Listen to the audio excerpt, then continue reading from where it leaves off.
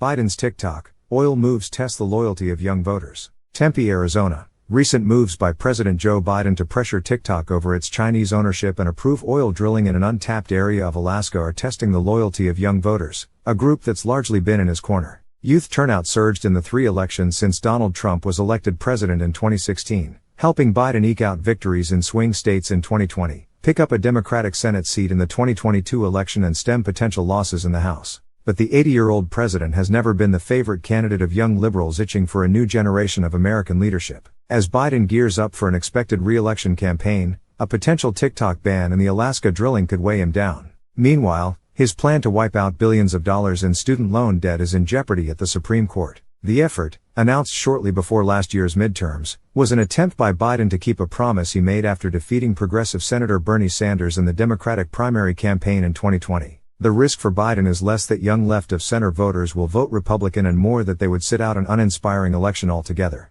"I'm a Democrat, but I'm not voting for Biden," said Mark Buhlman, a 20-year-old Arizona State University student who said he likely would abstain if Biden is the Democratic nominee, as expected. "He's maybe capable of doing a good job, but he's not capable of gathering the troops, rallying the people, especially the Democratic voter base. I don't think he's a strong candidate."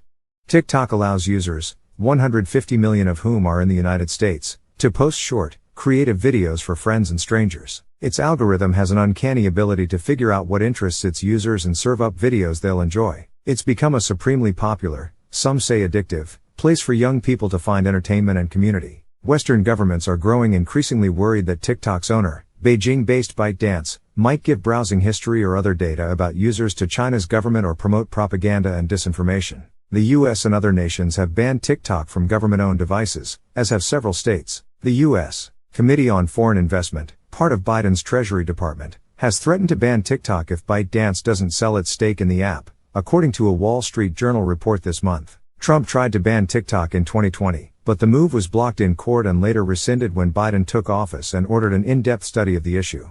ByteDance says it's working to address security concerns and has plans to route traffic through servers owned by Oracle, a Silicon Valley-based tech company. Biden administration officials insist that political concerns aren't weighing into the national security review underway, but they're also not blind to it. Both political parties have reoriented around staking out tougher economic and security positions on China's rise, and Biden has come under increasing pressure from GOP lawmakers to take action against TikTok. In a recent interview with Bloomberg, Commerce Secretary Gina Raimondo offered hyperbolically, "The politician in me thinks you're going to literally lose every voter under 35, forever." But it's clear that the Biden White House and his likely re-election campaign are keenly aware of the app's massive domestic reach and demographic skew toward Democratic-leaning younger voters. Highlighting Biden's balancing act, Representative Jamal Bowman, a progressive New York Democrat popular on the left, held a news conference this past week with TikTok creators who have built popular and profitable channels on the social network in support of free expression. Lawmakers grilled TikTok CEO Xu Zichu for nearly 6 hours Thursday over data security and harmful content. They responded skeptically during a tense House committee hearing to his assurances that the app prioritizes user safety and should not be banned due to its Chinese connections.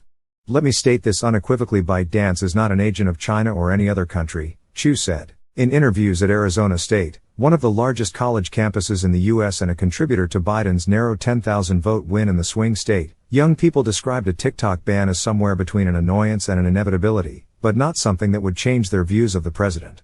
"Most people don't really think about those kinds of things," Lucas Vitter, a 19-year-old business administration student from Houston, said of a TikTok ban. "I think that they'll probably just see it as, he's an oppressive leader, an old dude, he doesn't know about social media."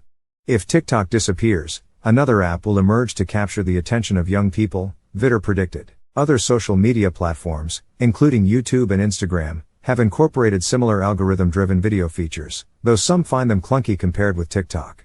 "It's not really Biden's issue," said Ginny Xu, a 20-year-old chemical engineering student from Goodyear, Arizona. "It's more of a bipartisan thing, safety from China." Losing access to TikTok would be disappointing, Xu said, but it wouldn't dissuade her from voting for Biden if there's no better Democratic choice. Her friend, 20-year-old chemical engineering student Maddie Bruce, agreed.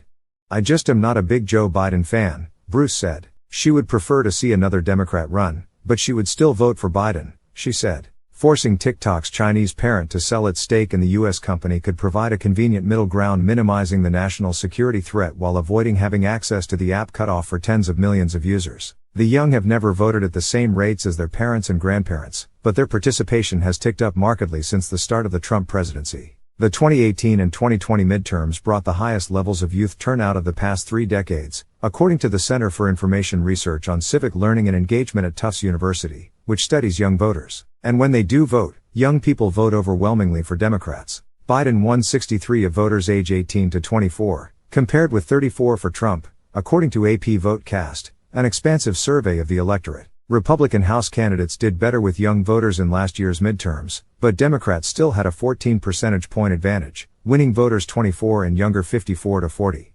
If Democrats are looking for their secret weapon, young voters are it, said Jack Lobel, spokesperson for Voters of Tomorrow, which organizes young voters online and in person. For Democrats especially, who already have young voters basically on their side, we are the untapped potential that campaigns are looking for.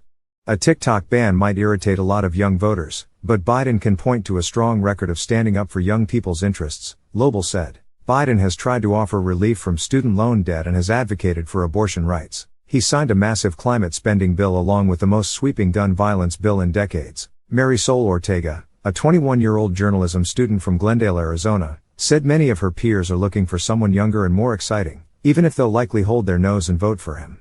Joe Biden has been a name in American politics for a very, very long time, Ortega said. I think people are just kind of ready for something new. Still, the Biden administration irked environmentalists and young people by approving the huge Willow oil drilling project on Alaska's North Slope. Young activists have been particularly active in pushing to drastically reduce oil drilling and move away from reliance fossil fuels. Before the president's decision, a Stop Willow campaign garnered millions of views on TikTok urging Biden to block the project. He has delivered a lot for young people, and that's why our advice to the administration was, this is not the right direction to head on this issue, said Cristina Tsinsun Ramirez, president of NextGen America, a youth organizing group.